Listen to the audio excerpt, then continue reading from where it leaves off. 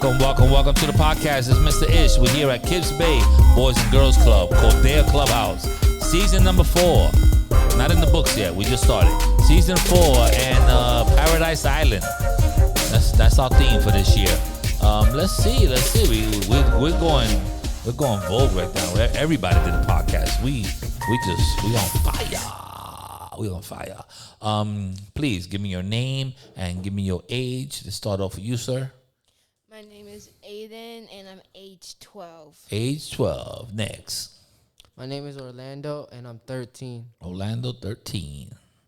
My name is Anna, and I'm 10. 10 years old. All right, guys. Repeat customers. I like that.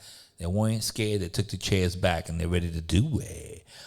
Today's topic is a good one. These people don't get enough big ups, I would say. I work for this department, so you could take it away, Orlando. Let's see what we got. What we talking about today? All right. Wait, talk about the...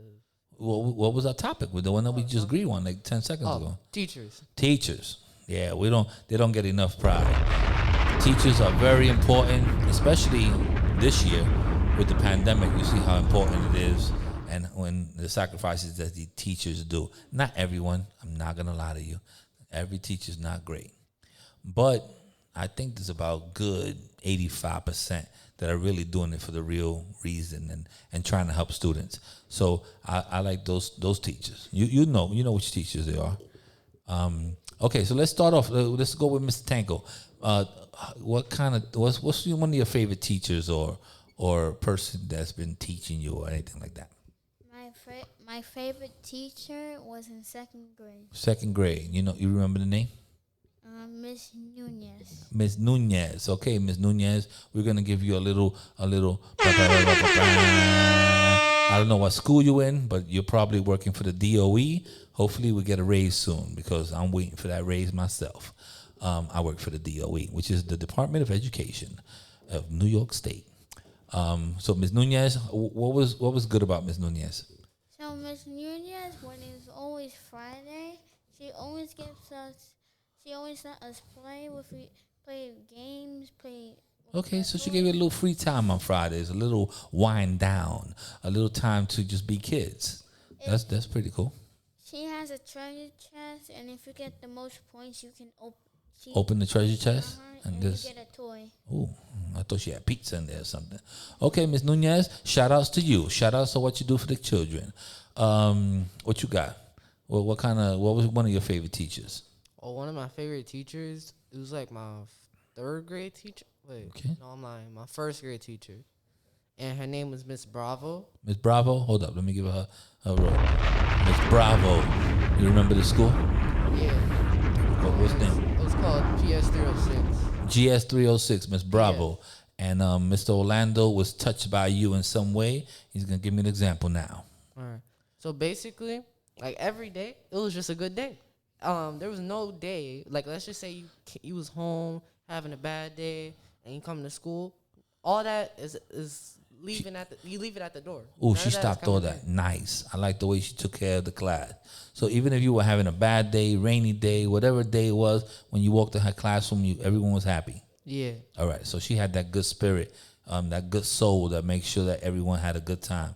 I hope you had a last period because that would have been great because then you go home happy. Or first period, which is even better because you throughout the whole day you kind of feel good. Oh, that's very important. So big shout outs to her. Last but not least, I'm gonna tell you my favorite teacher, but last but not least, what you got? So all my teachers were really good, but I would have to say my best teacher would be my most recent teacher. Okay. Named Miss Jan Frisco. Miss Jan Frisco. Hold up a second. Let me give her. All right, Miss Jan Frisco, working for the DOE or this is a private school? DOE, all right, DOE, Department of Education. Hopefully we get this raise. What are we talking about? Well, what was so special? What was so special was that she made school fun in this really trying time, this special time during the pandemic, and she tried to understand each and every one of our situations. That's dope.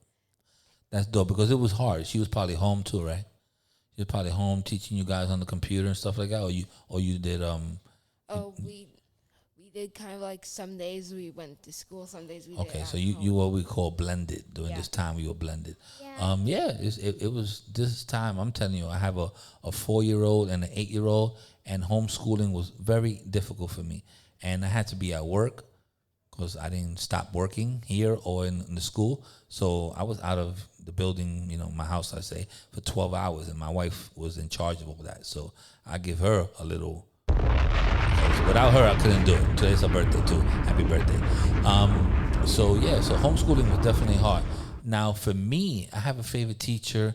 I had two, but I have one. His name was Mr. Rodriguez. Not just because my name is Mr. Rodriguez, but I had him in middle school, and he taught Spanish, and he made sure that he picked me all the time when he knew that I was going to say the wrong answer. Yeah, because, I speak Spanglish. You know how people speak Spanglish and slang and stuff like that. So he knew that I could speak Spanish. He knew that I could do like verbs and I knew the word for shoes and stuff like that. But when it was something that he knew I was going to say wrong, he always picked on me. He made sure that I was the first person he picked on. He'd be like, Mr. Rodriguez, and I'd be like, this, and he'd be like, you're wrong. And then I'd be like, oh man. So he always tested me. So when I went home, I always wanted to do better and really try to learn more Spanish. So that's why I shout out Mr. Rodriguez. He passed away, so it's unfortunate, but he was a great teacher. I also have another teacher. His name was Mr. Bird. Mr. Bird. Oh, Mr. Bird, man. Mr. Bird was my high school teacher. He was my architect teacher. And it's like, I'm going to give you an example. It's like I went to architect and I thought I was going to start drawing buildings and all types of stuff. We had 3 months that all I did was draw lines. That's it. For 3 months, I drew lines up and down, across, in an angle, in another angle. That's all I did for 3 months. I was like, what kind of art class is this? He was like, you mind yourself and you go back and do those lines. And I was like, oh my God. And I did longer lines, a shorter line, a line that went across to this side, a line that went across to this side.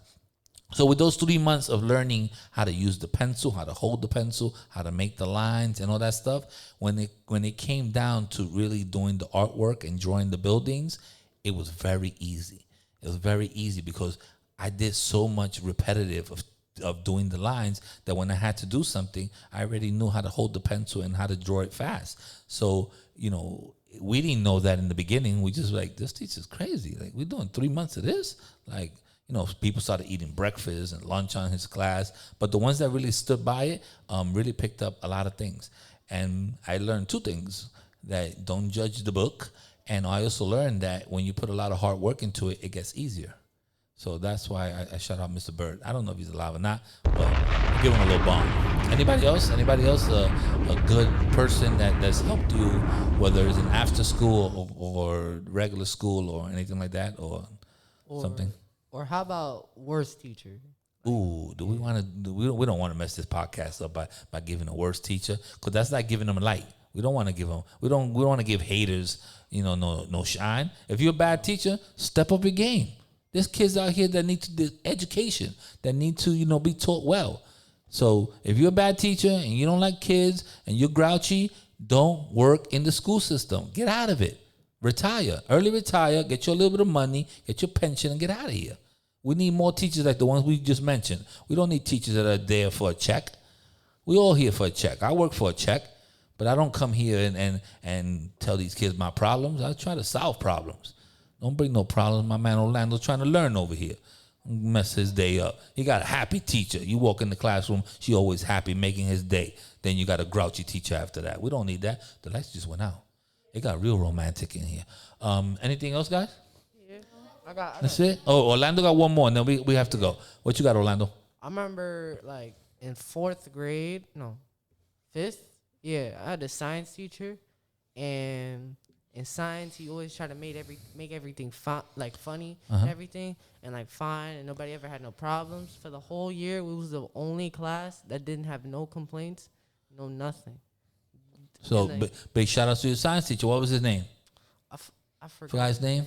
Oh man, we'll get him another day. But you know what? If you're doing the job and you're doing it well, you know about it. You know if you're a good teacher.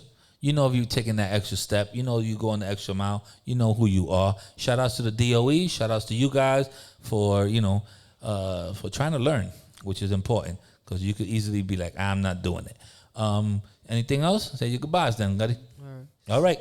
See ya. Check. 1, 2, 1, 2. Check.